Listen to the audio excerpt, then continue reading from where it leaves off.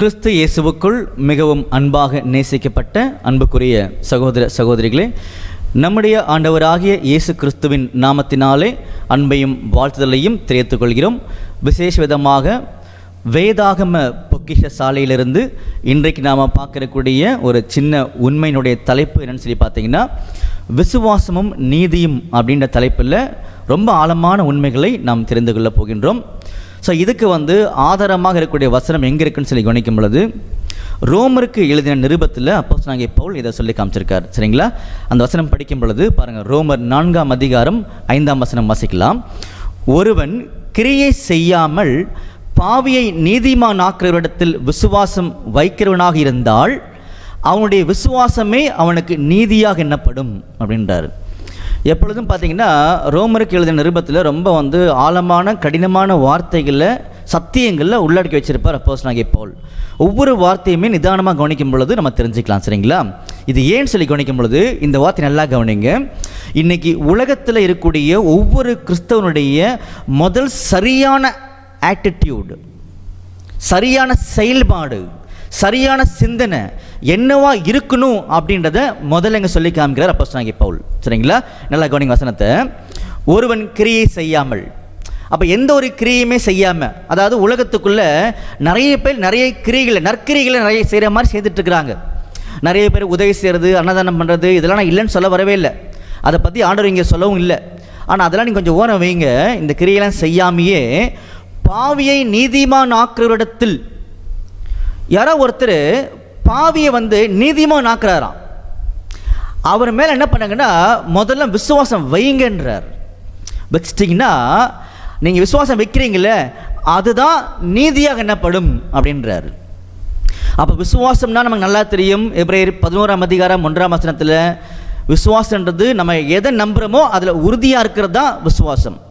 நாம் எதை நம்பணும்? வேத வாக்கியங்கள் தான் நம்பணும், வேறு எதுவுமே கிடையாது. அப்போ சிம்பிளாக முடிச்சிடலாம். விசுவாசன்றது நம்ம எதை நம்புகிறோமோ அதில் உறுதியாக இருக்கிறது. எதை நம்பணும்? வேத வாக்கியத்தை தான் நம்பணும், அவனுடைய வார்த்தையை மட்டும் தான் நம்பணும். சரிங்களா? இது கிளியர். அடுத்து பார்த்தீங்கன்னா அது அவனுக்கு நீதியாக எண்ணப்படும். எது? பாவியை ஒருத்தர் நீதிமான் ஆக்குறார் இல்லையா, அவர் மேலே விசுவாசம் வைக்கிறோம் இல்லையா, வைக்கிறது தான் நீதியாக எண்ணப்படும் அப்படின்றார்.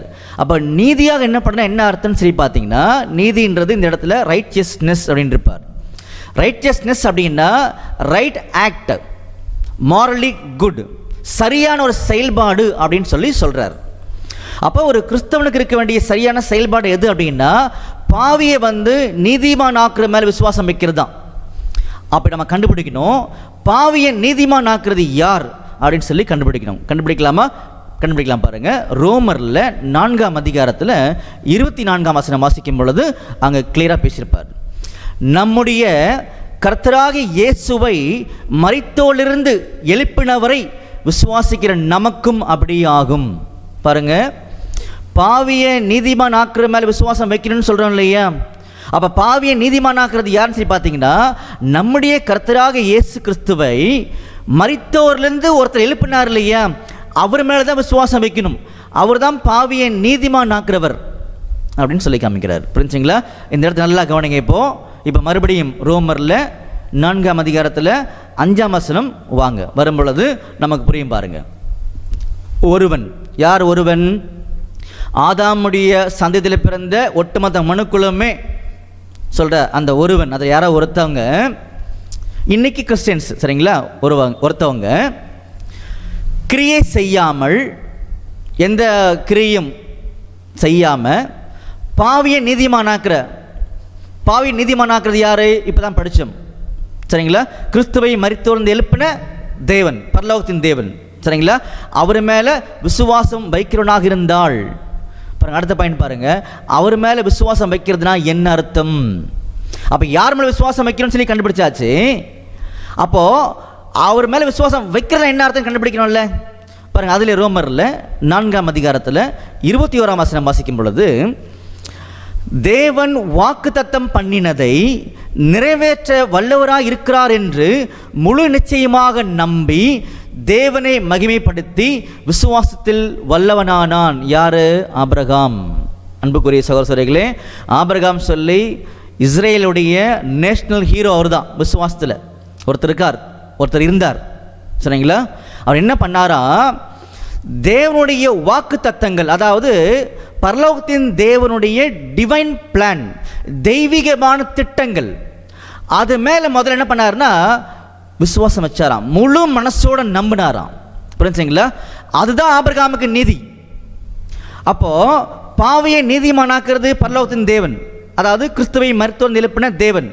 அவர் மேலே விசுவாசம் வைக்கிறது என்ன அர்த்தம் அப்படின்னா, அவருடைய வாக்கு தத்தங்கள், அவருடைய தெய்வீகமான திட்டங்கள், அதை முதல்ல நம்புறது. யார் மாதிரி? ஆபிரகாம் மாதிரி. புரிஞ்சுங்களா? அப்படி நம்பும் பொழுதுதான் பாருங்க, அடுத்த வசனம் கவனிக்கலாம் பாருங்க.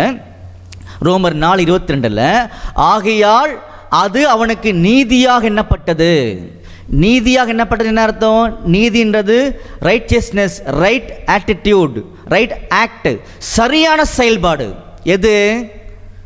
ஆபிரகாம் தேவனுடைய திட்டத்து மேலே, தெய்வீகமான வாக்கு தத்தத்தின் மேலே நம்பிக்கையை வச்சார் இல்லையா, அதுதான் சரியான செயல்பாடு உன் வாழ்க்கையில் அப்படின்னு ஆபிரகாம் சொன்னார். நமக்கு என்ன சொல்கிறாருன்னா 23ஆம் வசனத்தில், அது அவனுக்கு நீதியாக எண்ணப்பட்டது என்பது அவனுக்கு மாத்திரமல்ல, நமக்காகவும். இந்த பூமியில் பிறந்த ஒவ்வொரு மனு குலத்தில் இருக்கக்கூடிய ஒவ்வொரு மனிதனுக்குமே அவனுடைய சரியான செயல்பாடு முதல்ல எது அப்படின்னு சொல்லி பார்த்தீங்கன்னா, தெய்வீகமான திட்டத்து மேலே முதல்ல நம்பிக்கை வைக்கிறது. புரிஞ்சுங்களா? இதை இன்னொரு வகையில் புரிஞ்சுக்கணும்னு ஆசைப்பட்டீங்கன்னா பாருங்கள், யாக்கோபில் 2ஆம் அதிகாரத்தில் 23ஆம் வசனத்துக்கு போகலாம் பாருங்கள். அங்கே அருமையாக சொல்லுவார் பாருங்கள். அப்படியே ஆபிரகாம் தேவனை விசுவாசித்தான், அது அவனுக்கு நீதியாக எண்ணப்பட்டது என்கிற வேத வாக்கியம் நிறைவேறிற்று. ஆபிரகாம் தேவனை விசுவாசித்தான். புரிஞ்சுங்களா? அது அவனுக்கு நீதியாக எண்ணப்பட்டது அப்படின்னு சொல்கிறார். என்ன விசுவாசாரு? தேவனுடைய தெய்வீகமான திட்டங்கள்ல வாக்கு தத்தம் தானே. இப்போ அதை நிரூபிக்கலாமா பாருங்கள், மறுபடியும் படிக்கலாம் பாருங்கள். ஆதியாகமத்தில் 15ஆம் அதிகாரத்தில் 2ஆம் வசனத்திலேருந்தே நீங்கள் எடுத்து வச்சுக்கோங்க. 2லேருந்து 6 வசனங்கள், சரிங்களா? அதற்கு ஆபிரகாம், கர்த்தராகிய ஆண்டவரே, அடியனுக்கு என்ன தருவீர்? நான் பிள்ளை இல்லாமல் இருக்கிறேன், எனக்கு பிள்ளையே கிடையாது ஆண்டவரே, நீங்கள் எனக்கு பிள்ளை கொடுக்குறேன்னு சொல்லி ரொம்ப காலம் ஆயிடுச்சு, இப்போது எனக்கு பிள்ளை இல்லையே. என் வீட்டில் இருக்கக்கூடிய இந்த எலியேசர், அந்த விசாரணைக்காரனாக ஒருத்தர் இருக்கார் இல்லையா, அவரின் பிள்ளையை வச்சுக்குவா ஆண்டவரே அப்படின்னு கேட்குறாரு. உடனே ஆண்டவர் சொல்கிறார் பாருங்க, வசனத்தில் வாசிக்கும்போது, அப்பொழுது கர்த்தருடைய வார்த்தை அவனுக்கு உண்டாகி, இவன் உனக்கு சுதந்திரவாளி அல்ல, உன்னுடைய கர்ப்ப பிறப்பு, உனக்கு ஒரு மகன் பிறப்பான்பா, அவன் தான் உனக்கு சுதந்திரவாளி. நம்பிக்கை இல்லையா? நான் உன் சொல்லட்டமா உனக்கு அப்படின்றார் பாருங்க. 5ஆம் வசனம் வாசிக்கும் பொழுது, அவர் அவனை வெளியே அழைத்து, நீ வானத்தை அண்ணாந்து பார், வெளியே கூட்டு போறாராம், மேலே பார் அப்படின்றார். பார்த்த உடனே, நட்சத்திரங்களை உன்னால் என்ன கூடுமானால் நீ எண்ணுப்பா அப்படின்றார். புரிஞ்சுங்களா? நட்சத்திரத்தை காமிச்சிட்டு, ஸ்டார்ஸ் எல்லாம் காமிச்சு, உன்னால் என்ன முடியுமா அப்படின்றார். ஆபிரகாம் அப்படியே பார்க்குறார். ஆண்டவர் சொல்கிறாரு, உன்னுடைய சந்ததி இவ்வளவாயிருக்கும், இவ்வளமாயிருக்கும் அப்படின்னு சொல்கிறார். இந்த பிளானை, இந்த வாக்குத்தத்தத்தை, இந்த தெய்வீகமான திட்டத்தை ஆபிரகாம் கிட்ட ஆண்டவர் சொன்னார். பரலோக தேவன் சொன்னார் இல்லையா, அதை ஆபிரகாம் என்ன பண்ணார்? படிங்க. 6ஆம் வசனம் வாசிக்கும் பொழுது, அவன் கர்த்தரை விசுவாசித்தான், அதை அவர் அவனுக்கு நீதியாக எண்ணினார். என்ன சொல்கிறார் ஆபிரகாம் பார்த்து? நீ என்னுடைய திட்டத்துக்கு மேலே, டிவைன் பிளான் மேலே நம்பிக்கை விசுவாசம் வச்சல்ல, அதுதான் உனக்கு நீதி அப்படின்றார். அதுதான் நீ செய்த சரியான செயல்பாடு, ஆட்டிடியூடு அப்படின்னு சொல்லி காமிக்கிறார். புரிஞ்சுங்களா அன்புக்குரிய சகோதரர்களே? இப்படி ஒருத்தவங்க செய்யும் பொழுது, நாம் செய்யும் பொழுது நம்முடைய சரியான செயல்பாடும் அதுதான். எது? பரலோகத்தின் தேவன், அதாவது கிறிஸ்துவை மரித்தோரிலிருந்து எழுப்பின பரலோகத்தின் தேவன் மேலே நாம் விசுவாசம் வைக்கிறது, அதாவது அவருடைய திட்டங்கள் மேலே முதல்ல நம்பிக்கை வைக்கிறது, அதுதான் நம்முடைய சரியான செயல்பாடு. இந்த உலகத்தில் இருக்கக்கூடிய ஒவ்வொரு மனிதனுக்கும் அதுதான் கிறிஸ்துவனாக உள்ள வந்த அவங்களுக்கு சரியான முதல் ஆட்டிடியூடும் செயல்பாடும் எதுனா திட்டத்துக்கு மேலே நம்பிக்கை வைக்கிறது. இப்படி வச்சு வந்துட்டோம் அப்படின்னா நம்மளுக்கு மிகப்பெரிய ஆசீர்வாதம் எது தெரியுமா? கிறிஸ்துவை நமக்கு அறிமுகப்படுத்துவார், ஜீவனுக்குரிய காரியங்களை அறிமுகப்படுத்துவாராம். படிக்கலாம் வசனம் பாருங்க. யோவானில் 6ஆம் அதிகாரம் 44ஆம் வசனம் வாசிக்கும் பொழுது, என்னை அனுப்பின பிதா ஒருவனை இழுத்து கொள்ளாவிட்டால், சொல்றாரா, என்னை அனுப்பின பிதா யாரு? அவர்தான் பாவியை நீதிமானாக்குறவர். அவர் ஒருவனை இழுத்து கொள்ளாவிட்டால் எப்படி? அவருடைய திட்டங்களை நம்பி அது மேலே விசுவாசம் வச்சு யார் வராங்களோ அவங்க தான் இழுத்து கொள்ளப்படுறவங்க. அப்படி வர்றவங்க தான் என்னிடத்தில் வருவான். புரிஞ்சுங்களா? அந்த வசனத்தை மறுபடியும் வாசிக்கிறேன் பாருங்க. என்னை அனுப்பின பிதா ஒருவனை இழுத்து கொள்ளாவிட்டால் அவன் என்னிடத்தில் வரமாட்டான். அப்போ பிதாவை நம்பி வாக்குத்தத்தத்தை நம்பி வரவங்க மட்டுமே கிறிஸ்துவனிடத்தில் வர முடியுமே தவிர வேற யாரும் வர முடியாது. அப்படி வரவங்களை மட்டுமே நான் கடைசி நாளில் எழுப்புவேன். பார்த்தீங்களா பிளஸ்ஸிங்ஸை? அன்புக்குரிய சகோதரர்களே, இன்னைக்கு நம்ம பார்த்த பாடத்தில் விசுவாசமும் நீதியும் அப்படின்னு சொல்லி பார்த்தோம். விசுவாசம்னா என்ன அர்த்தம் சொல்லி பார்த்தீங்கன்னா, நம்ம எதை நம்புகிறோமோ அதில் உறுதியாக இருக்கிறது. சரிங்களா? நீதி என்பது சரியான செயல்பாடு. இது ரெண்டுத்தையும் வச்சு தான் ரோமரில் 4ஆம் அதிகாரத்தில் 5ஆம் வசனம் வாசித்தோம். சரிங்களா? அடிப்படையாக மறுபடியும் படிக்கும் பொழுது, ஒருவன் கிரியை செய்யாமல், கிரியை என்பது எது? ஏதோ ஒரு காரணத்துக்காக உலகத்துக்குள்ளே நிறைய பண்ணுறாங்கல்ல, அதெல்லாம் விட்டுருங்கன்ட்டார். ஒருவன் கிரியை செய்யாமல் பாவியை நீதிமானாக்குற இடத்தில், பாவியை நீதிமானாக்குறது யாரு? கிறிஸ்துவை மரித்தோர் எழுப்பின தேவன். எங்கே படித்தோம்? ரோமன் 4:24 படிச்சிருந்தோம். சரிங்களா? இப்போ அடுத்தது மறுபடியும் அடுத்த லைனில் வரும் பொழுது, ஒருவன் பாவியை நீதிமானாக்குற இடத்தில் விசுவாசம் வைக்கிறவனாக இருந்தால், விசுவாசம் வைக்கிறது என்ன அர்த்தம்? அவருடைய திட்டங்கள் மேலே நம்பிக்கை வைக்கிறது. ஆபிரகாம் மாதிரி அப்படி வச்சுட்டாங்கன்னா அவனுடைய விசுவாசமே நீதியாக எண்ணப்படும். புரிஞ்சுங்களா? ஸோ அந்த மாதிரி இன்னைக்கு நாமளும் பரலோகத்தின் தேவனுடைய திட்டங்களை தெரிந்து கொள்ளும்படியாக வந்திருக்கோம். அப்படி தெரிந்து கொள்ளும்படியாக வந்திருக்க நாம அது மேலே விசுவாசம் வைக்கும் பொழுது அதுதான் நம்முடைய சரியான செயல்பாடுன்றதை சொல்லி காமிக்கிறாரு. அப்படி செய்யும் பொழுது நமக்கு நம்முடைய ஆண்டவரை இயேசு கிறிஸ்து பற்றின இன்னும் அதிகமான பிரம்மாண்டங்களை தெரியப்படுத்துவார். அப்படி தெரிந்து கொள்ளும்போது மட்டுமே நாம் நம்முடைய ஆண்டவர் மாதிரி வாழ்ந்து கடைசி நாளில் அவருடைய சித்தத்தின் அடிப்படையில் உயிர்த்தெழுதல் வர முடியும். சரிங்களா? ஸோ அப்படி தேவனுடைய தெய்வீகமான திட்டங்களை நாம் விசுவாசிக்க நம்முடைய ஆண்டவர் இயேசு கிறிஸ்து தாமே கிருபை செய்வாராக. ஆமென்.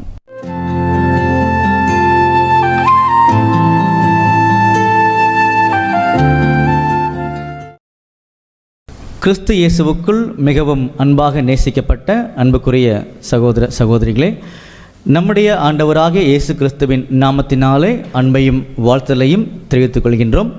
விசேஷ விதமாக வேதாகம பொக்கிஷ சாலையிலிருந்து இன்றைக்கு நாம் பார்க்கக்கூடிய ஒரு சின்ன பாடத்தினுடைய தலைப்பு என்னன்னு சொல்லி கவனிக்கும் பொழுது, 2 குமாரத்திகள் அப்படின்ற தலைப்பில் சில உண்மைகளை தெரிந்து கொள்ளப் போகின்றோம். இதுக்கு பார்த்தீங்கன்னா ஆதாரமாக இருக்கக்கூடிய வசனம் எங்கே இருக்குன்னு சொல்லி கவனிக்கும் பொழுது, நீதிமொழிகளில் 30ஆம் அதிகாரம் 15ஆம் வசனம். அந்த வசனத்தை வாசிக்கும் பொழுது, தா தா என்கிற 2 குமாரத்திகள் அட்டைக்கு உண்டு, திருப்தி அடையாத 3 உண்டு, போதுமென்று சொல்லாத 4 உண்டு அப்படின்னு சொல்லி நம்முடைய ஞானி சொல்கிறார்.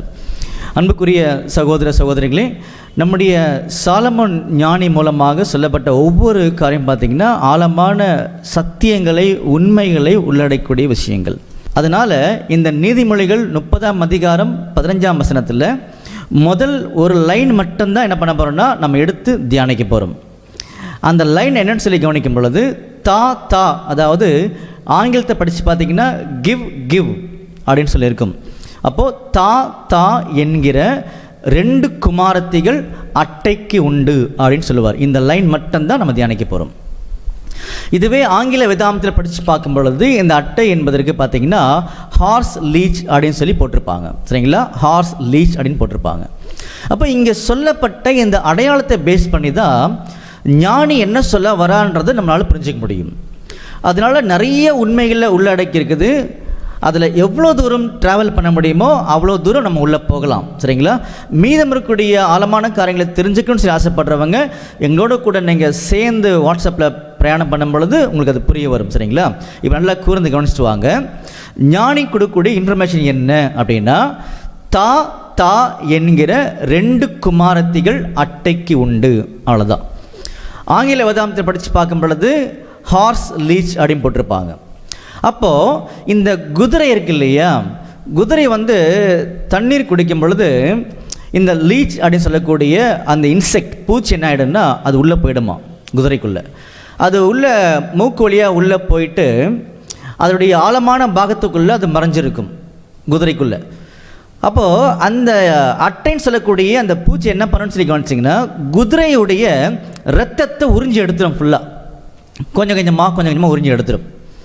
அப்படி ரத்தம் ட்ரை ஆன உடனே குதிரை ரொம்ப சோர்வாக போய் அது மறிக்கூடிய கண்டிஷன் அது போயிடும். இதுதான் அதோடைய பேசிக். சரிங்களா? அப்போ இதோடைய பொருள் என்னன்றதை நம்ம கவனிக்க ஆரம்பிக்கணும். இங்கே சொல்லப்பட்ட அடையாளங்கள் கவனிக்கும் பொழுது இந்த ஹார்ஸ் லீச்ன்றது ஆங்கில வேதாகமத்தில் படித்து பார்த்தீங்கன்னா உங்களுக்கு தெரிஞ்சிடும். அப்போது குதிரை என்பது நம்முடைய வேதாகமத்தை பொறுத்த வகையில் என்ன ஒரு பொருளை கொடுக்குது அப்படின்னு நமக்கு தெரியணும். காரணம் என்னன்னு சொல்லி கவனிக்கும் பொழுது நம்முடைய வேதாகமத்தில் சில மிருகங்கள், விலங்குகளுக்கு பார்த்திங்கன்னா ஒவ்வொரு பொருள் இருக்கும். உதாரணத்துக்கு பார்த்திங்கன்னா சிங்கம் என்பது வல்லமை அடையாளப்படுத்தும், சிங்கம் என்பது நேபுகாத் நேச்சரை அடையாளப்படுத்தும். அதே மாதிரி கரடி என்பது பார்த்திங்கன்னா மேத பெர்ஷியா ராஜ்யங்கள் அடையாளப்படுத்தும். இந்த மாதிரி ஒவ்வொரு மிருகத்துக்குமே ஒவ்வொரு பொருள் இருக்குது. இதை நாங்கள் எங்கே தெரிஞ்சுக்கலான்னு சொல்லி நீங்கள் கேட்டிங்க அப்படின்னா தானியேலில் 7ஆம் அதிகாரத்தில் 1-7 வசனங்கள் நீங்கள் வாசித்து பார்த்தீங்கன்னா நீங்கள் அங்கே தெரிஞ்சுக்கலாம். இந்த மிருகத்துக்கெல்லாம் இங்கே அடையாளம் கொடுக்கப்பட்டிருக்கின்றது இங்கே தெரிஞ்சுக்கலாம். அதே மாதிரி பார்த்திங்கன்னா உதாரணத்துக்கு பாருங்கள், ஏசாயாவில் 9ஆம் அதிகாரம் 6ஆம் வசனம் வாசிக்கும் பொழுது, நமக்கு ஒரு பாலகன் பிறந்தார், நமக்கு ஒரு குமாரன் கொடுக்கப்பட்டார், கர்த்தத்துவம் அவர் தோளின் மேல் இருக்கும், அவர் நாமம் அதிசயமானவர், ஆலோசனை கர்த்தர், வல்லமையுள்ள தேவன், நித்திய பிதா, சமாதான பிரபு எனப்படும் அப்படின்னு சொல்லி எங்கள் வசனம் படப்பட்டிருக்கு. அப்போ இந்த வசனம் யாரை பற்றினது அப்படின்னு சொல்லி எல்லாருக்குமே தெரியும், அது நம்முடைய இயேசு கிறிஸ்துவை பற்றின வசனம். அப்போ சமாதான பிரபுன்னு சொல்லும் பொழுது இதனுடைய பொருளை புரிய வைக்கிறதுக்காக தான் நம்முடைய இயேசு கிறிஸ்து ஞானஸ்தானம் எடுத்து கரையேறி வரும் பொழுது மேலிருந்து புறா அங்கே வர மாதிரி அடையாளம் காமிப்பார். அப்போ என்ன அடையாளம்னு சொல்லி பார்த்தீங்கன்னா, ஏசாயாவில் நம்முடைய ஆண்டவரை பற்றி இவர் சமாதான பிரபு அப்படின்னு சொல்கிறத புரிய வைக்கிறதுக்காக தான் இந்த புறாவை பற்றின காரியங்கள் அங்கே காமிக்கப்படுது. அதே நேரத்தில் நம்முடைய இயேசு கிறிஸ்து ரொம்ப தாழ்மையானவர், அன்பானவர்னு புரிய வைக்கிறதுக்காக தான் அந்த அடையாளம் காமிக்கிறாங்க அந்த புறா வடிவில். அப்போது இந்த விலங்குகளை வச்சு சில அடையாளங்களை காமிக்கிறாங்க இல்லையா, அதே மாதிரி தான் இந்த குதிரை என்பதும் நம்முடைய வேதாந்தத்தை பொறுத்த வகையில் உபதேசங்களை அடையாளப்படுத்தும். இதை ஆழமாக புரிய வைக்கிறதுக்கான டைம் நம்மக்கிட்ட இல்லை. சில வசனங்களை மட்டும் என்ன பண்ணிக்கலாம்னா நீங்கள் நோட் பண்ணிக்கோங்க. உதாரணத்துக்கு பார்த்தீங்கன்னா வெளிப்படுத்தின விசேஷத்தில் 6ஆம் அதிகாரத்தில் 2ஆம் வசனம், அதே மாதிரி வெளிப்படுத்தின விசேஷத்தில் 19ஆம் அதிகாரம் 11ஆம் வசனம் 14ஆம் வசனம். இந்த வசனங்கள்லாம் நீங்கள் படித்து பார்க்கும் பொழுது ஒரு வெள்ளை குதிரை இருக்கும், அது மேலே ஒருத்தர் ஏறிப்பாருன்னு சொல்லி வெளிப்படத்தில் 6:2 சொல்லும். அதே மாதிரி ஒரு வெள்ளை குதிரை இருக்கும், அது மேலே உண்மையும் சத்தியம் உள்ளவர் ஏறிப்பாருன்னு சொல்லி வெளிப்படத்தில் 19:11 சொல்லும். அதே மாதிரி வெளிப்படத்தில் 19:14 பார்த்தீங்கன்னா அது மேலே வானத்தின் சேனைகள் ஏறி இருக்குன்றது சொல்லும். அப்படின்னா இந்த வெள்ளை குதிரை என்பது பரிசுத்தமான சத்தியத்தை பார்த்தீங்கன்னா அடையாளப்படுத்தக்கூடிய வகையில் வேதாந்தத்தில் பேசப்பட்டிருக்குது. நிறைய சாட்சிகள் இருக்குது, நீங்கள் அதை புரிஞ்சுக்கலாம் இல்லையா. அப்போ குதிரை என்பது பரிசுத்தமான உபதேசங்களை அடையாளப்படுத்துன்றதை நம்ம வசனத்தின் மூலமாக பார்த்துருக்கோம்.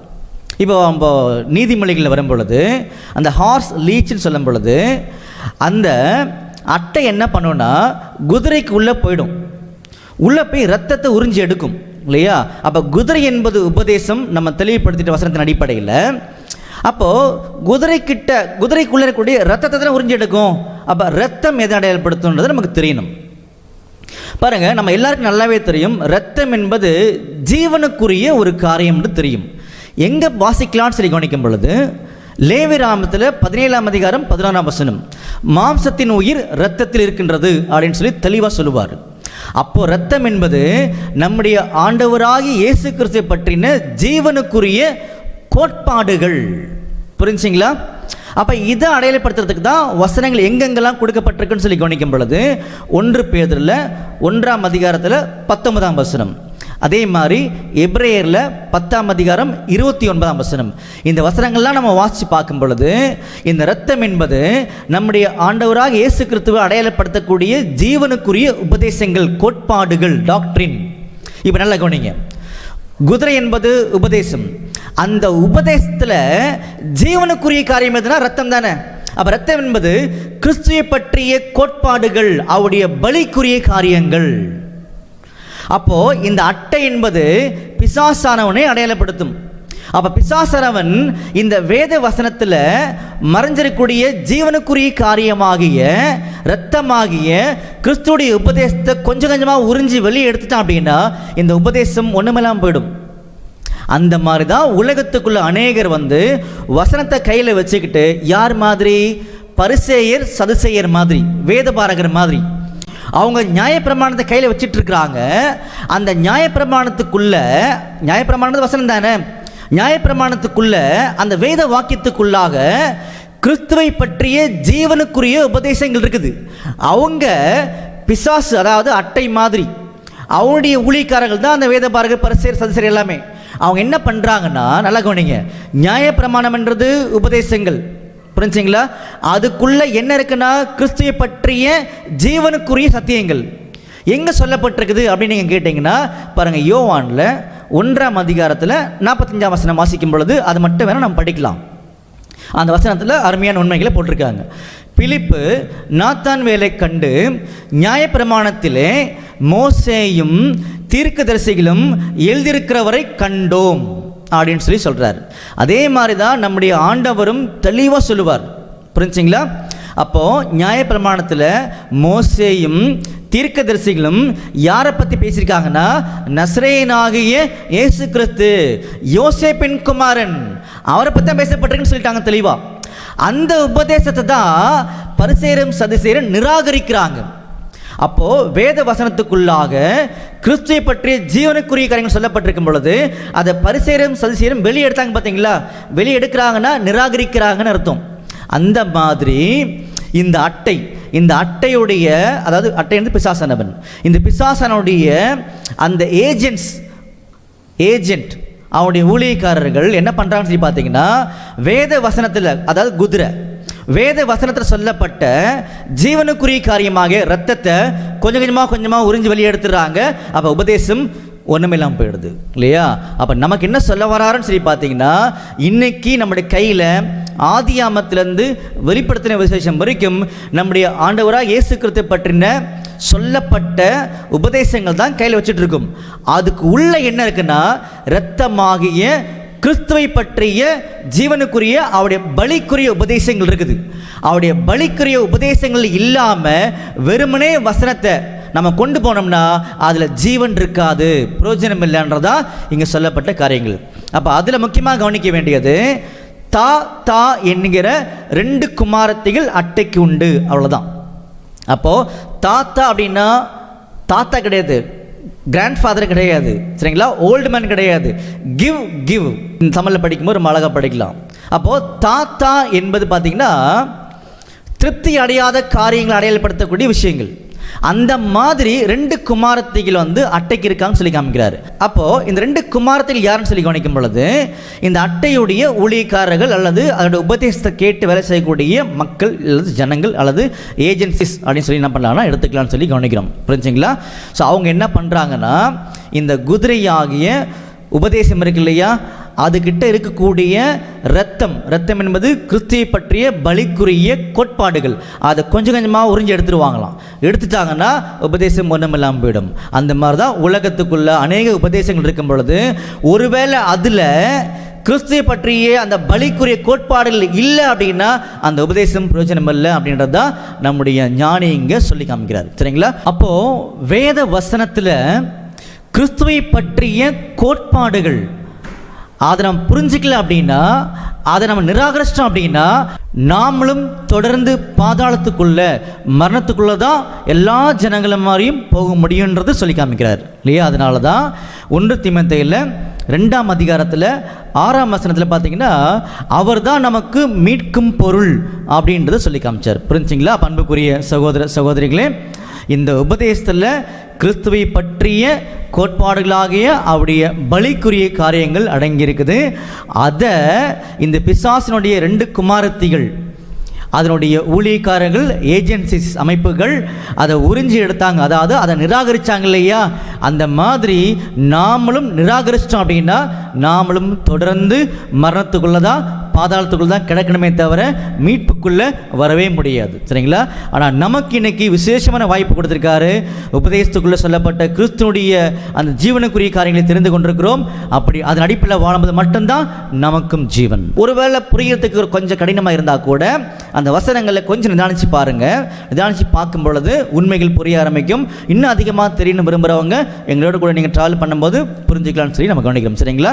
அப்போ அன்புக்குரிய சகோதரர்களே, இன்னைக்கு நமக்கு ஆதியாமத்திலிருந்து வெளிப்படுத்தின வரைக்கும் ஆண்டோட வார்த்தைகள் கொடுக்கப்பட்டிருக்குது. அந்த வார்த்தைகளுக்குள்ளாக என்ன மறைஞ்சிருக்குன்னு சொல்லி கவனிக்கும் பொழுது பாருங்கள், யோவானில் 20ஆம் அதிகாரம் 31ஆம் வசனம் வாசிக்கும் பொழுது அது ரொம்ப அருமையாக சொல்லி காமிச்சிருப்பாரு.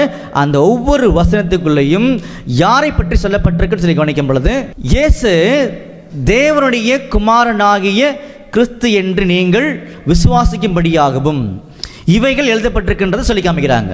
அப்போ எல்லா வேத வசனமும் எதுக்காக எழுதப்பட்டிருக்கு? நல்லா கவனிங்க. வேத வசனன்றது குதிரை. எதுக்காக எழுதப்பட்டிருக்குன்னா அதுக்குள்ள ரத்தமாகிய கிறிஸ்துவை பற்றிய உபதேசம் இருக்குது. அந்த உபதேசத்தை தான் பரிசேயர் சதுசேயர் மாதிரி இருக்கக்கூடிய அட்டையினுடைய ஊழியக்காரர்கள் உறிஞ்சி எடுத்துட்டாங்க வெளியில். அதனால் உபதேச மண்டலம் போயிட்டு சொல்லி காமிக்கிறார். புரிஞ்சுங்களா? அப்போ நம்மக்கிட்ட இன்றைக்கி வேதவசனம் கொடுக்கப்பட்டிருக்குது. அதுக்குள்ளே கிறிஸ்துவை பற்றின ஜீவனுக்குரிய காரியங்கள் மறைஞ்சிருக்குது. அது இல்லாமல் இந்த உபதேசம் வெளியே போயிடுச்சு அப்படின்னா அது பிரயோஜனம் இல்லைன்னு சொல்லி காமிக்கிறார். அப்போது அந்த ஜீவனுக்குரிய உபதேசங்களை நாம் பெற்றுக்கொண்டிருக்கிறோம். அதன் அடிப்படையில் ஜீவிக்க ஆண்டவர் தாமே கிருபை செய்வாராக. ஆமென்.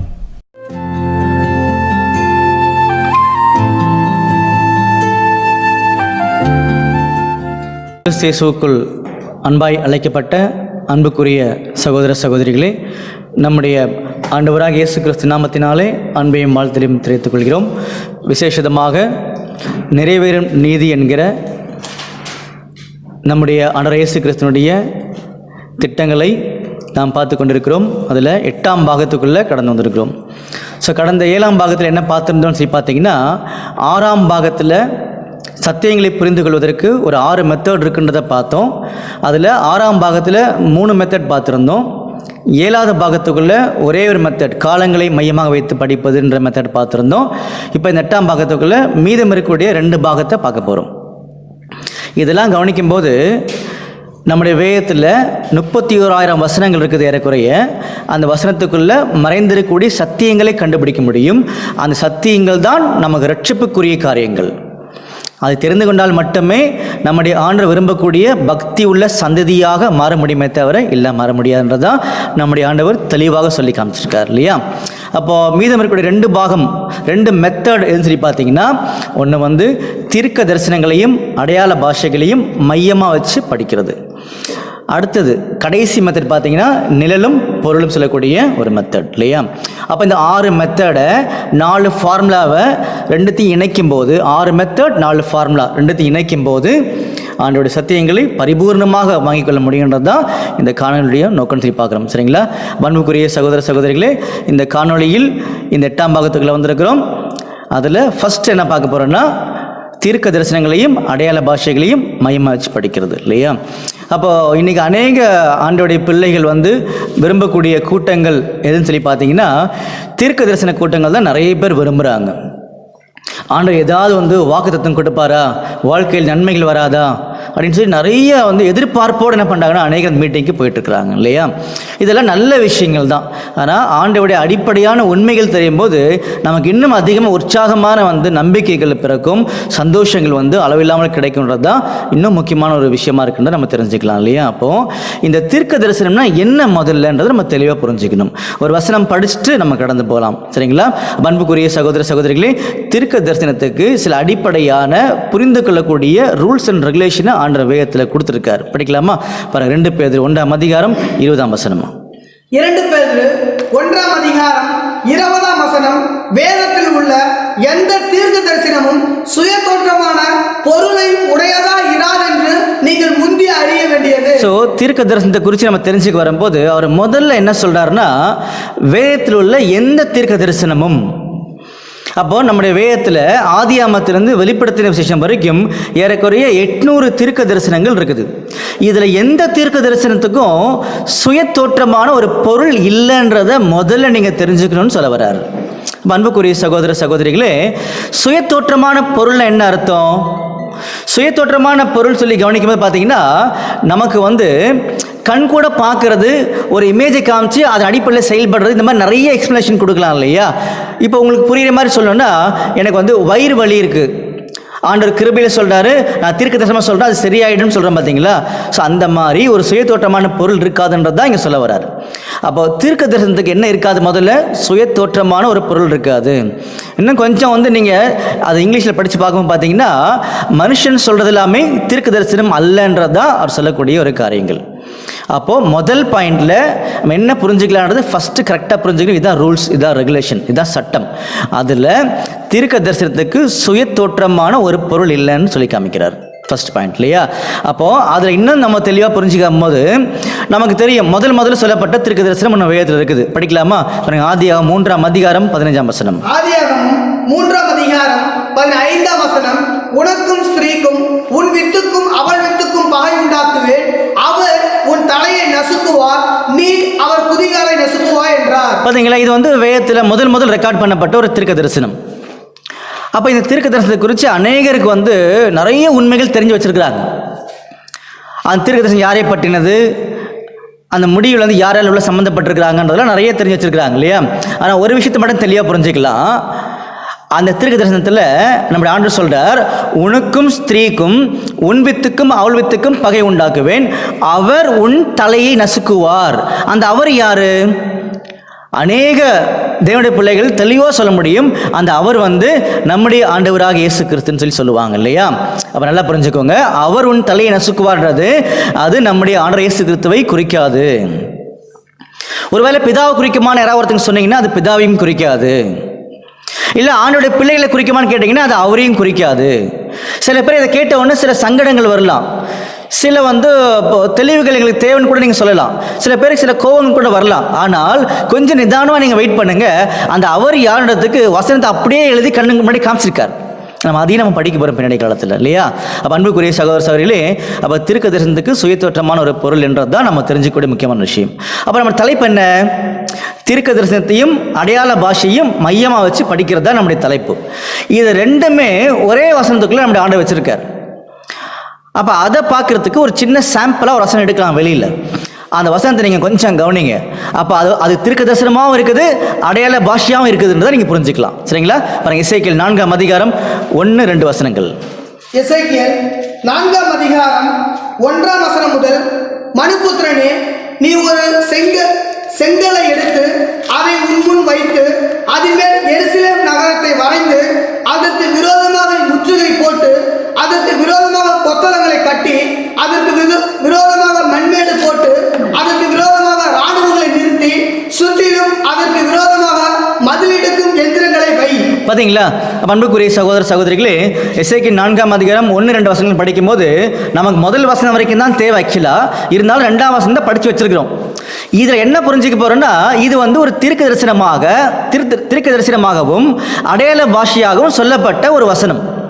அப்போ இதில் மறைஞ்சிருக்கக்கூடிய ஒரு உண்மை என்னன்னு கண்டுபிடிக்க போகிறோம். அப்படி கண்டுபிடிக்கணும்னா தீர்க்க தரிசனத்துடைய 2வது ரூல்ஸ் நமக்கு தெரியணும்.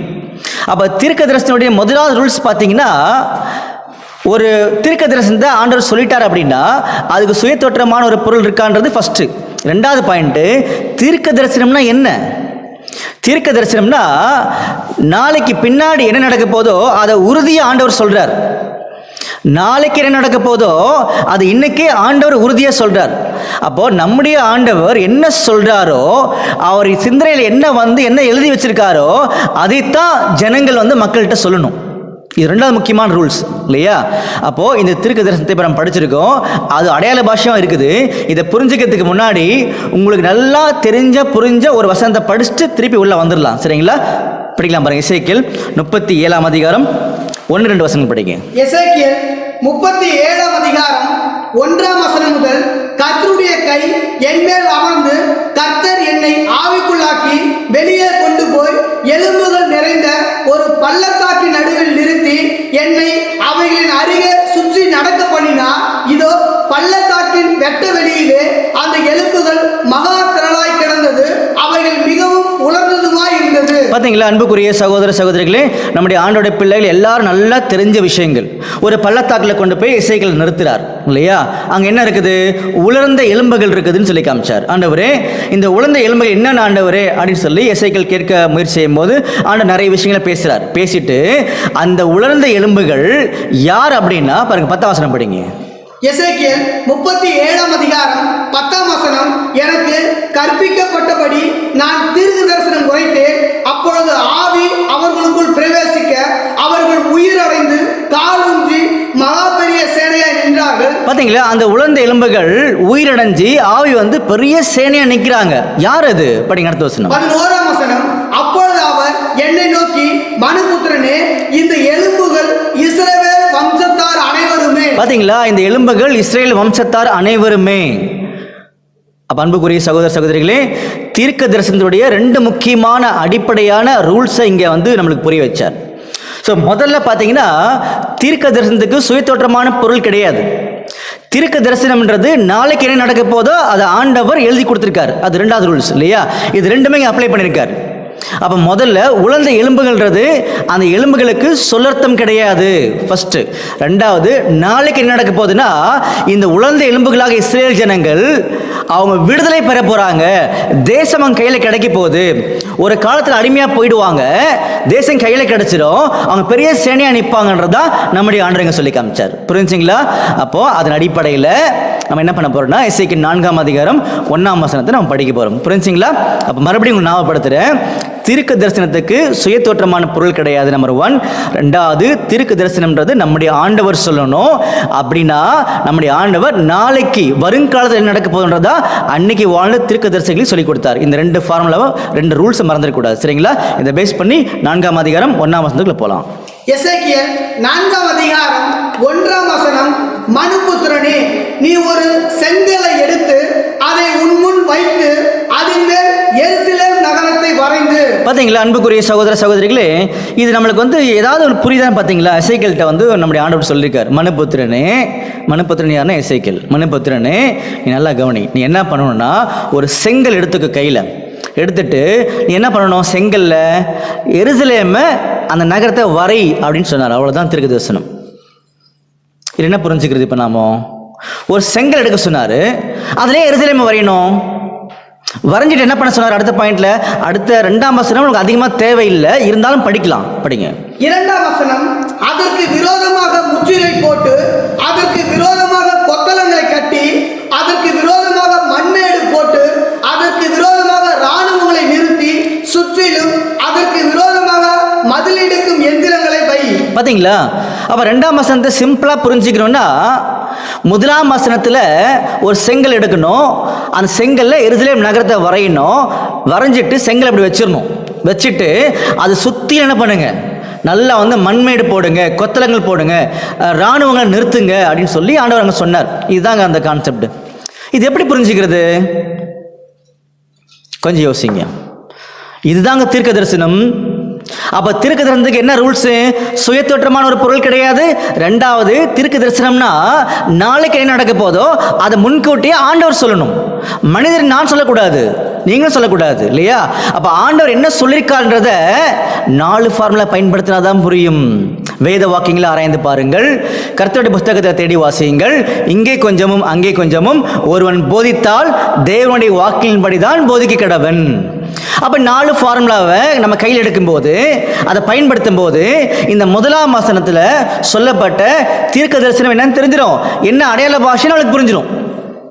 கண்டுபிடிக்கலாமா? கண்டுபிடிக்கலாம். செங்கல் எருசலேம் வரைய சொன்னாரு. பாருங்க, அநேகர் கிடைக்கூடாத விசேஷமான காரியத்தை நம்முடைய காதுகள் விழும்படி, கண்கள் பார்க்கும்படி செய்ய போறாரு. இதைத்தான் நிறைய பேர் பார்க்க ஆசைப்பட்டாங்க, கேட்க ஆசைப்பட்டாங்க. அவங்க அதை கிடைக்கலன்னு சொல்லி நம்முடைய மத்தேயு 13ஆம் அதிகாரத்தில் நம்ம ஆண்டவர் பேசியிருக்கார் இல்லையா? அதை மைண்டில் வச்சுக்கோங்க. இப்போ நம்ம கண்டுபிடிக்கலாம். ஏன் செங்கல்? இது ஒரு தீர்க்க தரிசனம், அதே நேரத்தில் அடையாள பாஷை. அப்ப ஏன் செங்கல்? அப்போ நம்ம எல்லாருக்குமே நல்லா தெரியும், செங்கல்ன்றது பார்த்தீங்கன்னா முதல்ல இந்த பூமியில் நம்முடைய ஆண்டவர் சொன்ன வார்த்தைக்கு, ஆண்டவர் சொன்ன திட்டத்துக்கு எதிராக செயல்படுத்துறதுக்காக பயன்படுத்தப்பட்ட ஒரு பொருள் தான் செங்கல் தெரியும். எப்படி, எங்க படிக்கலாமா? ஆதியாகமம் 11ஆம் அதிகாரம் 3ஆம் வசனம். ஆதியாகமம் 11ஆம் அதிகாரம் 3ஆம் வசனம், அப்பொழுது அவர்கள் நாம் செங்கல் அறுத்து அதை நன்றாய் சுடுவோம் வாருங்கள் என்று ஒருவரோடு ஒருவர் பேசிக் கொண்டார்கள். கல்லுக்கு பதிலாக செங்கலும். பாத்தீங்களா? போதும். அப்போ ஆண்டவர் என்ன சொன்னாரு? நோவா முதற்கொண்டு 8 பேரை வெளியே கொண்டு வந்தார், அந்த வெள்ளத்திலிருந்து காப்பாற்றி கொண்டு வந்தார். நீங்க பழுகி பெருகி பூமியை நிரப்புங்கள் சொன்னார். அதை விட்டுட்டு என்ன பண்ண ஆரம்பிச்சிட்டாங்கன்னா, இவங்க ஒரு பெரிய டவர் பாபேல் கோபுரம் கட்ட ஆரம்பிச்சிட்டாங்க செங்கலை வச்சு. அப்ப என்ன புரிஞ்சுக்கிறோம்னா, ஆண்டோடைய திட்டத்துக்கு மாற்றாக பயன்படுத்தப்பட்டதான் செங்கல்ன்றது கிளியரா நிரூபிச்சிட்டார். சரிங்களா? இந்த செங்கலை செய்யக்கூடிய, செங்கல் அறுக்கக்கூடிய வேலைகள் தான் இஸ்ரேல் ஜனங்கள் எகிப்தில் அடிமையா இருக்கும் போது செய்துட்டு இருந்தாங்கன்றது நமக்கு தெரியும். படிக்கலாமா? யாத்திராகமம் 1ஆம் அதிகாரம் 14ஆம் வசனம், 5ஆம் அதிகாரம் 7ஆம் வசனம்.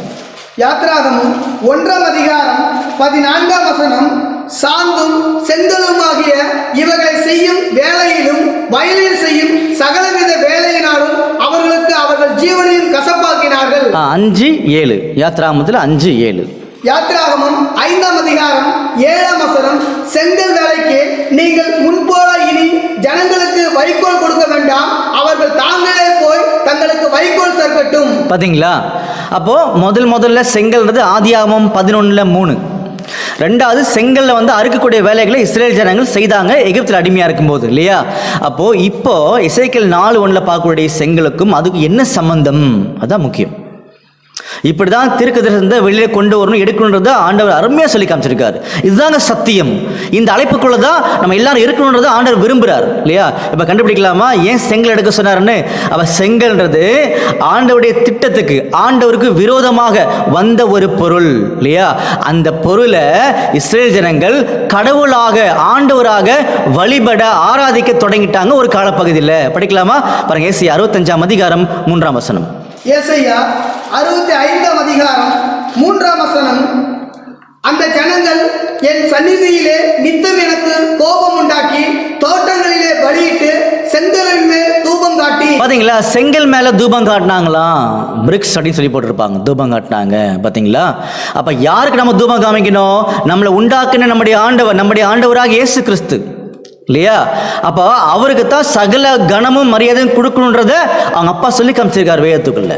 அதை விட்டுட்டு என்ன பண்ணிட்டாங்கன்னா, செங்கலை வச்சு அதுக்கு தூபம் காட்டிட்டு இருக்கிறாங்க ஜனங்கள். யாரு? நம்முடைய ஆண்டவருடைய சொந்த ஜனம், இஸ்ரேல் ஜனம். அவங்க பண்ணாங்க, இல்லையா? எருசலேம் நகரத்தார் அதை பரிபூர்ணமாக செய்ய ஆரம்பிச்சிட்டாங்க ஒரு காலத்தில். அதனால என்ன பண்ணாருன்னா, நீ ஒரு செங்கல் எடு, இந்த செங்கல் வச்சு ஆண்டவரை கனவீனப்படுத்தினாங்க, இல்லையா? அதனால செங்கல் எடுத்துக்கோ, செங்கல் எடுத்து எருசலேம் நகரத்தை அது வரைன்னு சொன்னார். அப்போ என்ன சொல்ல வர்றாருன்னா, எருசலேமுக்கு ஒரு மிகப்பெரிய அழிவு வரப்போகுது. இன்னும் கொஞ்ச நாள்ல நேபுகாத்நேச்சர் வந்து அந்த எருசலேமை முற்றுகை போட்டுருவார். அதுக்கு அடையாளமாக தான் செங்கல்ல எருசலேமை வரைஞ்சி சுத்திலும் ராணுவத்தை நிக்க வச்சு சொன்னாரு. படிக்கலாமா? இதோட பொருளை படிக்கலாமா? பாருங்க, எரேமியா 39ஆம் அதிகாரம் 1ஆம் வசனம். எரேமியா 39ஆம் அதிகாரம் 1ஆம் வசனம், யூதாவின் ராஜாவாகிய சிதேக்கியா அரசாண்ட 9ஆம் வருஷம் 10ஆம் மாதத்திலே பாபிலோன் ராஜாவாகிய நேபுகாத்நேச்சாரும் அவனுடைய எல்லா ராணுவமும் எருசலேமுக்கு விரோதமாய் வந்து அதை முற்றுகை போட்டார்கள். பாத்தீங்களா அன்புக்குரிய சகோதர சகோதரிகளே, எசேக்கியேல்ட்ட ஒரு அடையாளம் காமிச்சார்.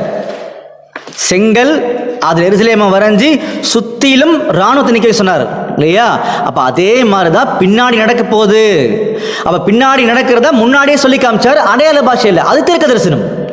அதோடைய பொருள் எப்ப நிறைவேறிச்சுன்னா, அன்புக்குரிய சகோதர சகோதரிகளே, கிபி 587ஆம் வருஷத்துல நேபுகாத்நேச்சர் வந்து சிதேக்கியா ராஜாவை கம்ப்ளீட் அழிச்சிட்டார். அதைத்தான் தீர்க்க தரிசனமாக அடையாள பாஷையில சொல்லி காமிச்சார். அப்ப இப்படிதான், இந்த ஸ்டைல்ல தான், இந்த மெத்தட்ல தான் நம்முடைய ஆண்டவர் வேதத்துல எல்லா தீர்க்க தரிசனத்தையும் எழுதி வச்சிருக்கிறார். அந்த தீர்க்க தரிசனத்துக்கு மனுஷன் விளக்கம் கொடுக்க கூடாது, நம்முடைய ஆண்டவர் சொன்னதை தான் எடுத்து வெளியில சொல்லுன்றதை இங்க புரிய வச்சார். புரிஞ்சுங்களா? அப்ப இதன் அடிப்படையில் வரக்கூடிய காலத்துல ஆண்டவருக்கு சித்தமானால், உங்களுக்கு விருப்பமானால் எல்லா தீர்க்க தரிசனத்தையும் தெளிவாக நாம் வேதத்தின் அடிப்படையில் புரிந்து கொள்ள முடியும். அதுக்கு தான் ஒரு உதாரணத்தை உங்ககிட்ட நம்ம காமிச்சோம். புரிஞ்சுங்களா? ஓகே, இப்போ அடுத்த தலைப்புக்குள்ள, அடுத்த மெத்தடுக்குள்ள கடந்து போகலாமா? அப்ப அடுத்த மெத்தட் என்னது? நிழலும் பொருளும் அப்படின்னு சொல்லக்கூடிய ஒரு 6வது முக்கியமான மெத்தட் இருக்குது நம்ம கிட்ட, இல்லையா? அப்ப நிழல்னா என்ன அர்த்தம்? உதாரணத்துக்கு பார்த்தீங்கன்னா, இப்போ என் கையில் இந்த மொபைல் இருக்குது, இல்லையா? இந்த மொபைலுடைய நிழல் கீழே விழுது, அதோடைய பொருள் என்ன? இந்த மொபைல் தான் பொருள். சரிங்களா? என்னுடைய கை இருக்குது, அதோடைய நிழல் கீழே விழுது இல்லையா? அதோடைய பொருள் என்ன? இந்த கை தான் பொருள் இல்லையா? அப்போ அன்புக்குரிய சகோதர சகோதரிகளே, இந்த ரூமில் ஒருவேளை இப்போ நாங்கள் ரெக்கார்ட் பண்ணக்கூடிய இந்த ரூமில் ஒரு 100 நிழல் கீழே விழுந்துச்சுன்னா எத்தனை பொருள் இருக்கும்? 100 பொருள் இருக்கும். கரெக்டா? அதான் உண்மை இல்லையா? அதான் யதார்த்தம். புரிஞ்சுங்களா? அந்த மாதிரி நம்முடைய வேதத்துக்குள்ள நம்முடைய ஆண்டவர் நமக்கு சொல்லணும்னு விரும்பக்கூடிய திட்டங்களை நிறைய நிழலான காரியத்துக்குள்ள வச்சிருக்கிறார். நிறைய நிழலான காரியத்துக்குள்ள வச்சிருக்கார். உதாரணத்துக்கு பார்த்தீங்கன்னா, மோசே வந்து ஒரு நிழல். புரிஞ்சுங்களா? யாருக்கு நிழல்? நம்முடைய ஆண்டவராக இயேசு கிறிஸ்துவுக்கு ஒரு நிழல் இல்லையா? அப்ப மோசே வந்து நிழல், பொருள் யாரு?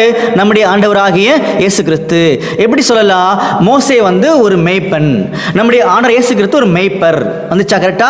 அதே மாதிரி மோசே வந்து ஒரு மத்தியஸ்தர், நம்முடைய ஆண்டவர் இயேசு கிறிஸ்து ஒரு மத்தியஸ்தர். வந்துருச்சா? அந்த மாதிரி நிறைய நிழல் பொருள்கள் சம்பந்தப்படுத்த முடியும் இல்லையா? அப்போ பழைய ஏற்பாட்டு காலத்துல அநேக நிழலான காரியங்கள் சொல்லப்பட்டிருக்குது. அதுல எவ்வளவு நிழலான காரியங்கள் சொல்லப்பட்டிருந்தாலும், உதாரணத்துக்கு கவனிங்க, ஒரு 1000 நிழல் இருக்குன்னு வச்சுக்கோங்க, எத்தனை பொருள் இருக்கும்? 1000 தானே? 1000 கிடையாது. அப்போ 1000 இல்ல, 10,000 நிழல் இருந்தா கூட பொருள் வந்து ஒன்னே ஒண்ணுதான். படிக்கலாமா? படிங்க. கொலோசியர் 2ஆம் அதிகாரம் 16ஆம் வசனம் படிங்க. கொலோசியர் 2ஆம் அதிகாரம் 16ஆம் வசனம் முதல், ஆகையால் போஜனத்தையும் பானத்தையும் குறித்தாவது, பண்டிகை நாளையும் மாத பிறப்பையும் ஓய்வு நாட்களையும் குறித்தாவது ஒருவரும் உங்களை குற்றப்படுத்தாது இருப்பானாக. அவைகள் வரும் காரியங்களுக்கு நிழலாய் இருக்கிறது, அவைகளின் பொருள் கிறிஸ்துவை பற்றினது. பாத்தீங்களா? இதான் சாட்சியாக இருக்கக்கூடிய வசனங்கள். அன்புக்குரிய சகோதர சகோதரிகளே, அப்ப இதை கொஞ்சம் கூர்ந்து கவனிச்சீங்கன்னா உங்களோட சிந்தனை ஏத்துக்குங்க. மைண்ட்ல என்ன பண்ணிக்கோங்கன்னா, நம்முடைய வேதத்துல ஆதியாமத்திலிருந்து அநேக கேள்விகள் மைண்ட்ல ஓடிட்டே இருக்குது. என்ன மாதிரி கேள்வி ஓடிட்டு இருக்குது? யூதா தன் மருமகள்ல கல்யாணம் பண்ணிக்கிட்டாரு, இது என்னது இப்படி நடக்குது? வேதத்துக்குள்ள சந்தேகம் ஒரு கேள்வி இருக்குது இல்லையா? அது உன்னத பாட்டை அது அநேகர் படிக்கிறாங்க, நம்ம கிட்ட தவறா பிரசன்ட் பண்றாங்க, தவறா புரிஞ்சு வைக்கிறாங்க இல்லையா? அந்த மாதிரி இருக்குது. தாவீதுடைய காரியங்கள், சாலமோனுடைய காரியங்கள், இப்படி ஒவ்வொரு காரியத்தை பார்த்தீங்கன்னா நமக்கு புரியல. இப்ப என்ன புரிஞ்சுக்கலாம்னா, இது எல்லாமே ஒரு நிழலாக காமிக்கப்பட்ட விஷயங்கள். அப்ப அதுக்குள்ள பொருள் இருக்குது, நாம அதை தான் கண்டுபிடிக்கணும். அப்போ ரொம்ப சமாதானமாக சந்தோஷமாக வேதத்தை இன்னும் அதிகமாக என்ன பண்ண முடியும்னா நேசிக்க முடியும். அப்போ வேதத்தை யார் நேசிக்கிறாங்களோ அவங்க கிட்ட தான் சமாதானம் இருக்குது, அவங்க கிட்ட தான் சந்தோஷம் இருக்குன்னு சொல்லி காமிச்சிருக்காரு. அப்படின்னா நம்முடைய வேதத்தில் அநேக நிழலான காரியங்கள் ஏற்படுத்தப்பட்டிருக்குது. அப்போ பழைய ஏற்பாடு ஃபுல்லாகவே நிறைய நிழல் இருக்குது. அதில் ஒவ்வொன்றுமே யாரை பற்றின காரியங்கள் மறைஞ்சிருக்குன்னா நம்முடைய ஆண்டவராக இயேசு கிறிஸ்து பற்றின காரியங்கள் மறைஞ்சிருக்குது. அதுக்கு பேர் தான் பொருள். இதுதான் அடிப்படை அன்புக்குரிய சகோதர சகோதரிகளே. அப்போ இப்போ இதில் நம்ம இந்த மெத்தட் கையில் எடுத்துருக்கோம் இல்லையா? நிழலும் பொருளும் சொல்லி எடுத்துருக்கோம் இல்லையா? இது ஒரு சாம்பிள் படிக்கணும் இல்லையா? 2 முக்கியமான சாம்பிள் சிம்பிளாக எடுத்து நம்ம படிக்கலாம் இல்லையா? பெரிய பிரம்மாண்டமான சாம்பிள் இருக்குது, பட் அதை வரக்கூடிய காலத்தில் நம்ம பேசலாம். இப்போ சிம்பிளாக என்ன பண்ணலாம்னா 2 சாம்பிள் நம்ம எடுக்கலாம்னு சொல்லி பார்க்குறோம் இல்லையா? இஸ்ரேல் ஜனங்கள் பார்த்தீங்கன்னா எகிப்திலிருந்து வெளியே வந்தாங்க. எகிப்திலிருந்து வெளியே வந்தோடனே அவங்கள வந்து ஒரு ஒழுங்குக்குள்ளே என்ன பண்ணணும்னா நம்ம கொண்டு போகணும் அப்படின்னு சொல்லி என்ன பண்ணார்னா ஆண்டவர் விரும்பினார் இல்லையா? அதனால் அவங்களுக்கு என்ன கொடுத்தார் ஆண்டவர்? என்ன கொடுத்தாரு? பிரமாணங்களை வந்து ஆண்டவர் கொடுத்தார் இல்லையா?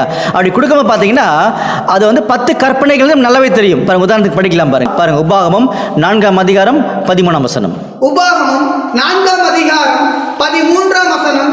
நீங்கள் கைக்கொள்ள வேண்டும் என்று அவர் உங்களுக்கு கட்டளையிட்ட 10 கற்பனைகளாகிய தம்முடைய உடன்படிக்கையை அவர் உங்களுக்கு அறிவித்து அவைகளை 2 கற்பனைகளில் எழுதினார். பாத்தீங்களா? அப்போ இஸ்ரேல் ஜனங்களுக்கு அவங்க வந்து ஒழுங்கு கடைபிடிக்கிறதுக்கு, ஒழுங்கு வாழ்க்கையை வாழ்றதுக்கு என்ன கொடுத்தாராம்? 10 கற்பனைகள் கொடுத்தாராம். இது யார்கிட்ட கொடுத்தாரு? மோசே கிட்ட கொடுத்தாரு. மோசே மலைக்கு போய் என்ன பண்ணாரா? அதை வாங்கிட்டு வந்தாரு. எல்லாருக்கும் தெரிஞ்ச விஷயங்கள் தான். சரிங்களா? அதைத்தான் இப்போ நம்ம படிக்க போறோம். அப்போ இது ஒரு நிழல். இந்த நிழல் தான் ஒரு பொருள் இருக்கும்ல, நம்ம அதை கண்டுபிடிக்க போறோம். சரிங்களா? இது எங்க நடந்திருக்குது? படிக்கலாம் பாருங்க. யாத்திராகமம் 32ஆம் அதிகாரம் 15ஆம் வசனம் படிங்க. யாத்திராகமம் 32ஆம் அதிகாரம் 15ஆம் வசனம் முதல். பின்பு மோசே மலையிலிருந்து இறங்கினான். சாட்சி பலகைகள் 2 அவன் கையில் இருந்தது. அந்த பலகைகள் இருபுறமும் எழுதப்பட்டிருந்தது. அவைகள் இந்த பக்கத்திலும் அந்த பக்கத்திலும் எழுதப்பட்டிருந்தது. அந்த பலகைகள் தேவனால் செய்யப்பட்டதாயும் அவைகளிலே பதிந்த எழுத்து தேவனால் எழுதப்பட்ட எழுத்துமாய் இருந்தது. ஜனங்கள் ஆரவாரம் பண்ணுகிறதை யோசுவா கேட்டு மோசேயை நோக்கி, பாளையத்தில்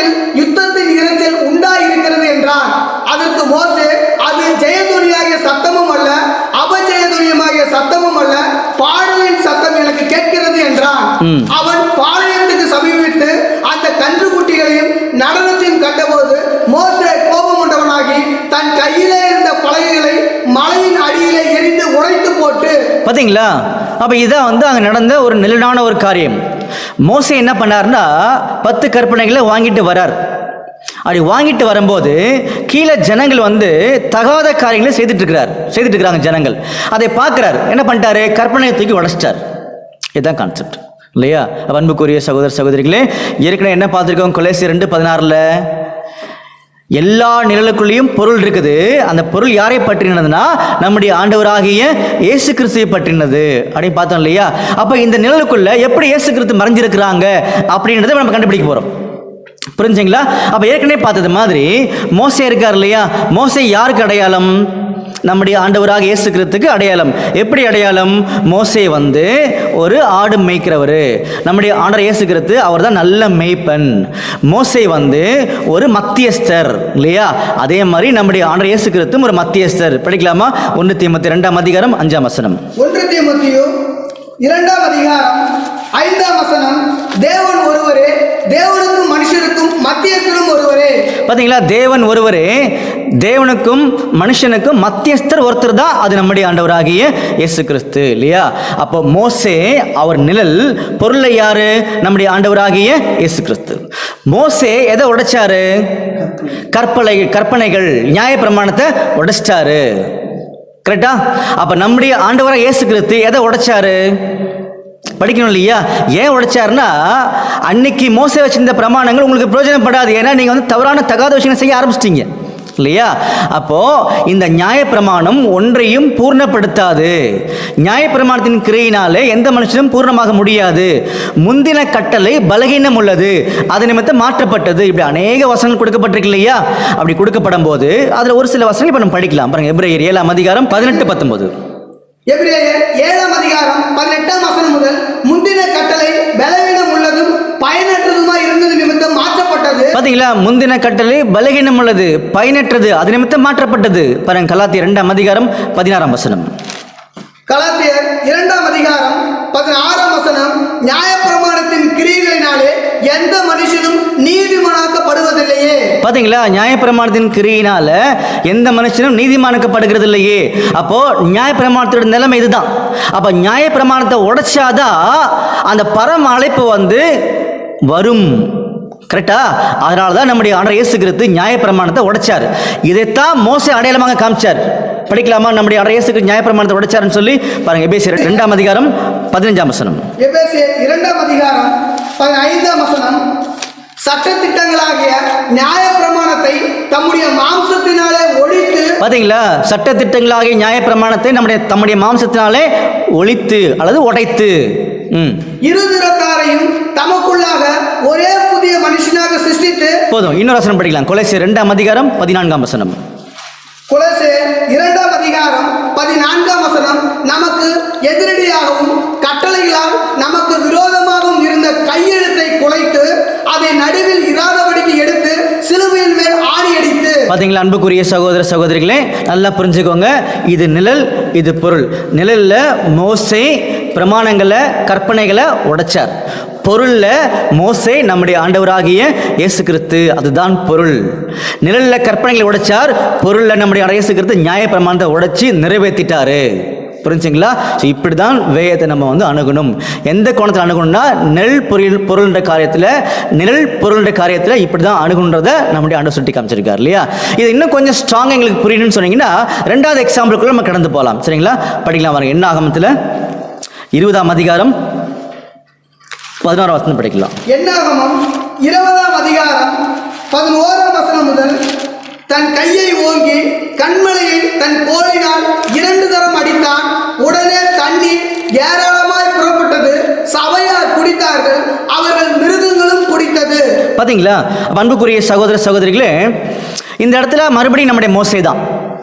மோசே என்ன பண்ணாருன்னு சொல்லி பார்த்தீங்கன்னா, அவர்கிட்ட முதல்ல இஸ்ரேல் ஜனங்கள் வந்து முறையிடும் போது தண்ணி கேட்டாங்க. அதுக்கு நம்முடைய ஆண்டவர் என்ன பதில் கொடுத்தாரு பாருங்க. யாத்திராகமத்தில் 17:4 படிங்க.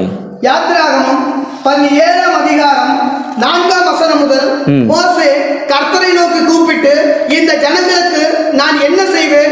இவர்கள் என்ன கல்லெறிய பார்க்கிறார்களே என்றான். அப்பொழுது கர்த்தர் மோசேயை நோக்கி, நீ இஸ்ரவேல் மூப்பரில் சிலரை உன்னோடு கூட்டிக் கொண்டு நீ நதியை அடித்த உன் கோலை உன் கையிலே பிடித்து கொண்டு ஜனங்களுக்கு முன்னே நடந்து போ. அங்கே ஓரத்திலே நான் உனக்கு முன்பாக கண்மலையின் மேல் இருப்பேன். நீ அந்த கண்மலையை அடி, அப்பொழுது ஜனங்கள் குடிக்க அதிலிருந்து தண்ணீர் புறப்படும் என்றார். பார்த்தீங்களா அன்புக்குரிய சகோதர சகோதரிகளே, இங்கே ஒரு அடையாளம் காமிச்சிருக்கார். என்ன பண்ணியிருக்காருன்னா, முதல்ல இஸ்ரேல் ஜனங்கள் மோசைகிட்ட முறையிடும் போது மோசை போய் கர்த்தர்கிட்ட பேசும்போது கர்த்தர் சொன்னார், உன் கையில் கோல் இருக்குல்லப்பா, அது வச்சு நீ என்ன பண்ணு, கண்மலையை அடி, என்ன வந்துடும், தண்ணீர் வந்துடும் சொன்னார் இல்லையா. செகண்ட் டைம் அதே மாதிரி பிரச்சனை வரும்போது என்ன சொன்னார் பாருங்க. என்னாகும் 20ஆம் அதிகாரத்தில் 8ஆம் வசனம். என்னாகமம் 20ஆம் அதிகாரம் 8ஆம் வசனம். நீ கோலை எடுத்துக்கொண்டு நீயும் உன் சகோதரனாகிய ஆரோனும் சபையாரை கூடி வர செய்து அவர்கள் கண்களுக்கு முன்னே கண்மலையை பார்த்து பேசுங்கள், அப்பொழுது அது தன்னிடத்தில் தண்ணீரை கொடுக்கும். பார்த்தீங்களா, செகண்ட் டைம் பிரச்சனை வரும்போது அந்த கண்மலையை பார்த்து பேசுங்கள் சொன்னார். ஆனால் என்ன பண்ணிட்டாங்கன்னு சொல்லி பார்த்தீங்கன்னா, இந்த இடத்துல மோசே என்ன பண்ணிட்டாரு, கண்மலையை அடிச்சிட்டாரு. இப்போ படிங்க 11ஆம் வசனம் படிங்க. என்னாகமம் 20ஆம் அதிகாரம் 11ஆம் வசனம். தன் கையை ஓங்கி கண்மலையை தன் கோலினால் 2 தரம் அடித்தான். உடனே தண்ணீர் ஏராளமாய் புறப்பட்டது. சபையார் குடித்தார்கள், அவர்கள் மிருகங்களும் குடித்தது. பாத்தீங்க, தண்ணீர் ஏராளமா வந்துச்சு, எல்லாரும் குடிச்சிட்டாங்க. ஆனா மோசையோட நிலைமை என்ன படிங்க.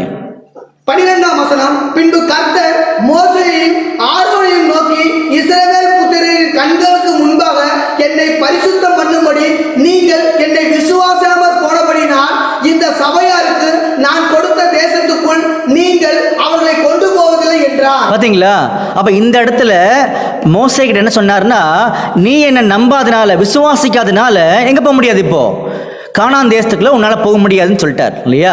அப்ப இதுதான் நம்ம பார்க்கக்கூடிய 2வது முக்கியமான ஒரு நிழல் இல்லையா.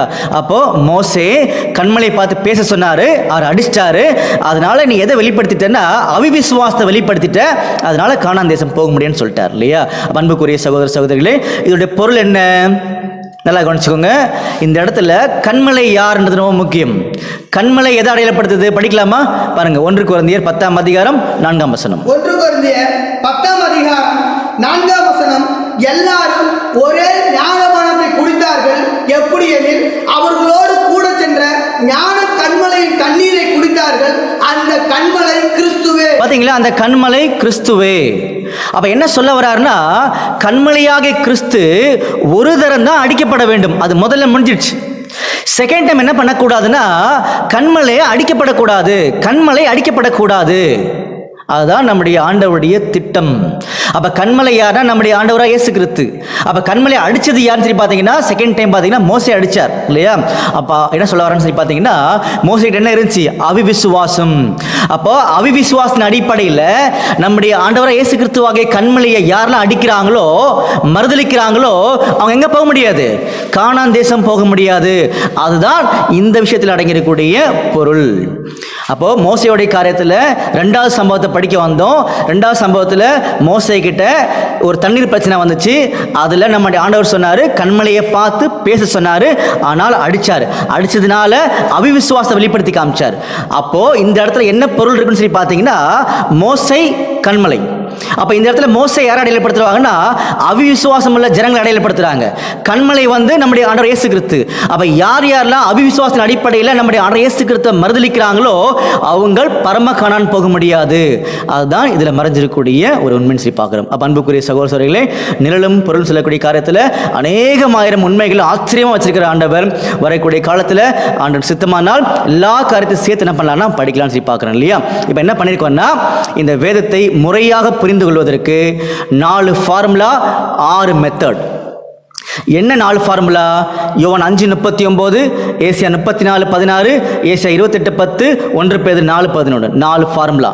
என்ன 6 மெத்தடு? ஒரு தலைப்பின் கீழே படிப்பது, ஒரு வசனத்துடைய கருப்பொருளை அறிந்து அல்லது உணர்ந்து படிப்பது, ஊமைகளை மையமாச்சு படிப்பது, காலங்களை மையமாச்சு படிப்பது, தீர்க்க தரிசனங்களையும் அடையாள பாஷைகளையும் மையமாச்சு படிக்கிறது, நிழலும் பொருளும். நிழலும் பொருளும். இப்படி 6 மெத்தட் 4 ஃபார்முலா பார்த்துருக்கோம் இல்லையா? ஒவ்வொன்றுக்கும் ஒவ்வொரு எக்ஸாம்பிள் பார்த்தோம். இதெல்லாம் நம்ம வரக்கூடிய காலத்தில் ஆதியாகமத்திலிருந்து வெளிப்படுத்த வரைக்கும் மறைஞ்சிருக்கிற ஒவ்வொரு சத்தியத்தையும் கண்டுபிடிக்கிறதுக்கு இது அடிப்படை. இதை பயன்படுத்தும் போது பிரம்மாண்டமான சத்தியங்களை தெரிந்து கொண்டு ஆண்டவருக்காக இந்த உலகத்தில் ஜீவிக்க முடியும். ஜீவித்து பரலோக ராஜ்யம் சென்று நம்முடைய பிதாகிய தேவனை நாம் தரிசிக்க முடியும் என்பதை நாம் பார்க்கிறோம். பொறுமையோடு கேட்ட அனைவரையும் நம்முடைய ஆண்டவராகிய இயேசு கிறிஸ்து ஆசீர்வதிப்பாராக. ஆமென். தொடர்ந்து கேளுங்கள். அடுத்த வகுப்பில் சந்திப்போம்.